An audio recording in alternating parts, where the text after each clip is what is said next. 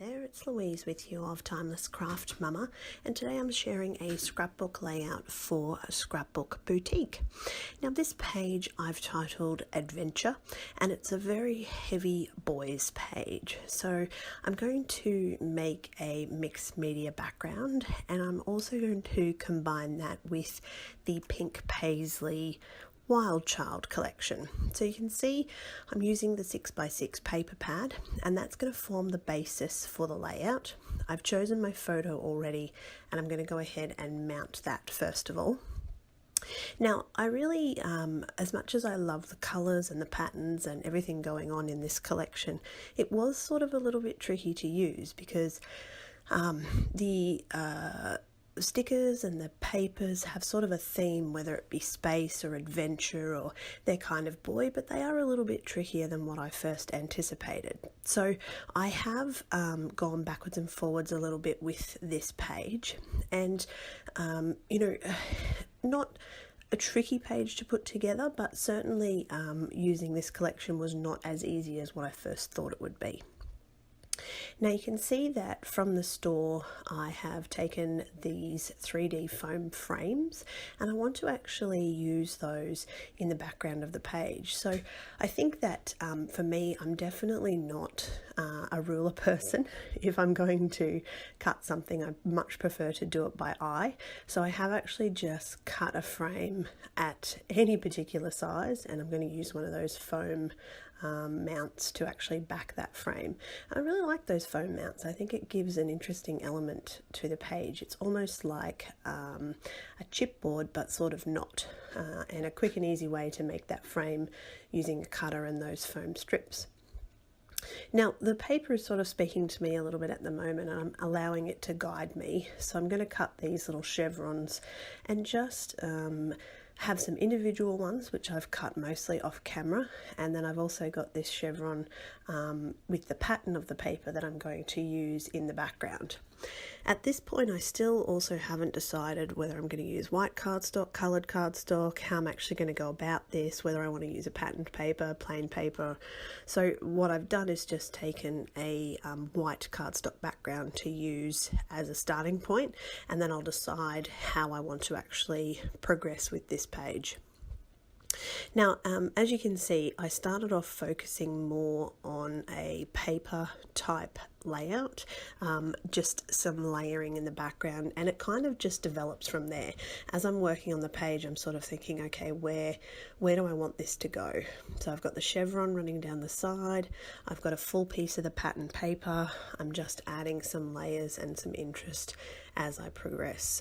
So I think the best part that I liked about this collection is that the papers all work together, which makes it really easy to use, but certainly for me a little bit more challenging than I would normally create in a page.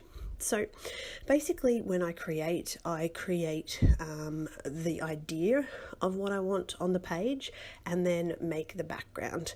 And sometimes I'll do it based on the collection, sometimes I'll do it based on a feature of the stickers. In this case it sort of ends up featuring around that sort of chevron and the textures in the patterns of the paper.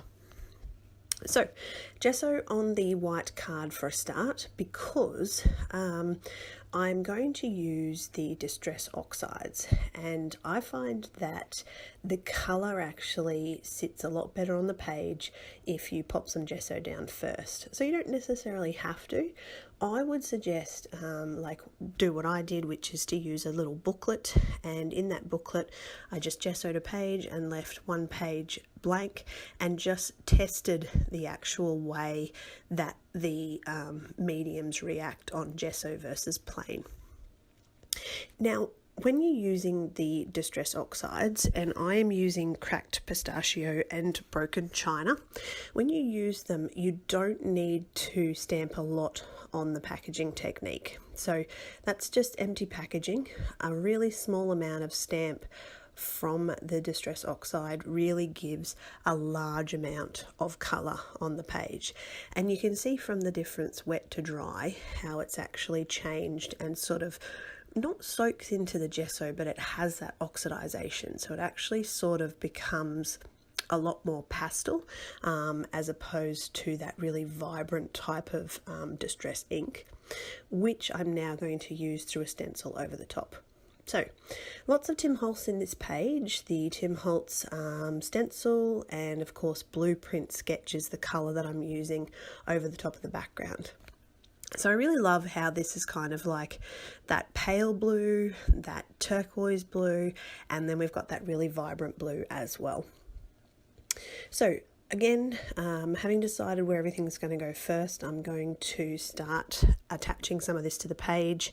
Now that I'm happy with the background, I'll just simply create layers and interest, and without actually thinking about it, I ended up with the perfect spot for my journaling, which you'll see later on down the track.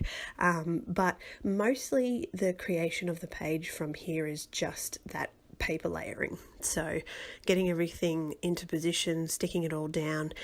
One of the things I probably didn't do in this page that I would do on other pages is use a lot of foam. So I haven't actually added a lot of dimension into the background or into the actual layers themselves, but I've created interest by adding that depth of colour in the background. Now, I felt it was lacking a little something, and I wanted my stamping to be quite subtle, and I really like this clock face stamp. So it is available in the Scrapbook Boutique store, and it's probably one that's really great because it gives you lots of texture and interest in the background, but it is very subtle. So on the final layout, it's easy to miss, but it does help break up the colour of the background. Finally, to complete this page, I am attaching some of the stickers from the sticker sheet, and I want to tell you just a quick story about the photo that I've scrapped. You can read it in the journaling, but basically Master C had flipped over his car, put a truck on top, and was playing tyre power because we'd recently been to get some new tyres put on a vehicle, so he was pretty fascinated with that process. Thank you so much for watching. I really hope you enjoyed this video from me. Check out the Scrapbook Boutique store, and of course don't forget to subscribe.